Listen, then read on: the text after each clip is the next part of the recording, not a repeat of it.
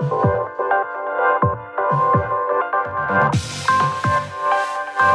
and welcome to The Update. I'm Heidi Tiltons. The country's top doctor believes much of Australia is now at or very close to the peak of COVID cases as the Commonwealth reactivates a private hospital agreement.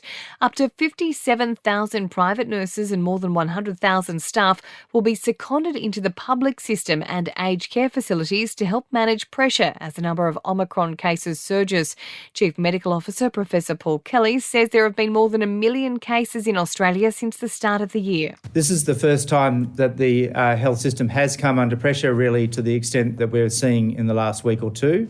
We are either at or close to the peak of this wave in certain states. Some states are lagging a bit further behind. Labor is doubling down on its calls for the federal government to cover the cost of rapid antigen tests. Staff from a long list of industries can now return to work, including close contacts, if they return a negative RAT.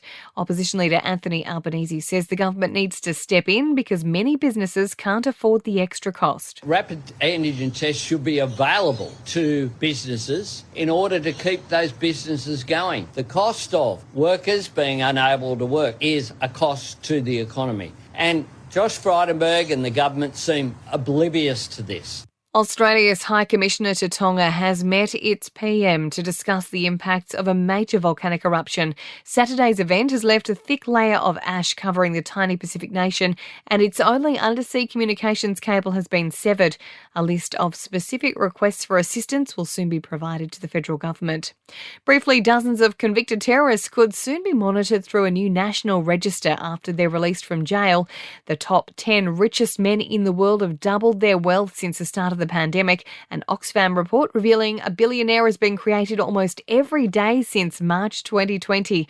And a new ovarian cancer treatment is being described as a game changer. Zejula is now approved by the TGA to be used to treat the late stages of the disease.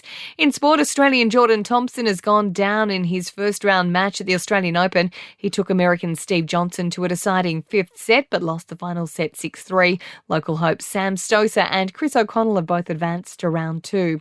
Leaked video has shown the moment Australia's winning Ashes team had its rowdy celebrations cut short by police. Some of the star Aussie and English players were still wearing their whites when they were booted from a Tasmanian bar on the morning after the series victory. Elise Perry will miss Australia's warm-up matches for the Women's Ashes series after a COVID scare, but she will be available for Thursday's series opening T20. In entertainment news, Kylie Jenner has been granted a permanent restraining order against an obsessed fan. The fan's been showing up to her LA home for the past year, buzzing on her gate. Britney Spears' sister won't be doing a book tour when her highly anticipated memoir comes out. Jamie Lynn says she wrote the book to address her past and heal from it and will donate a portion to charity. And Megan Fox and new fiancé Machine Gun Kelly are still enjoying their post-engagement high. She's shared a video on Insta stories of them enjoying a rose petal-infused bath together. And that's the latest from the Nova Podcast News team, but we'll see you tomorrow morning for another episode of The Update.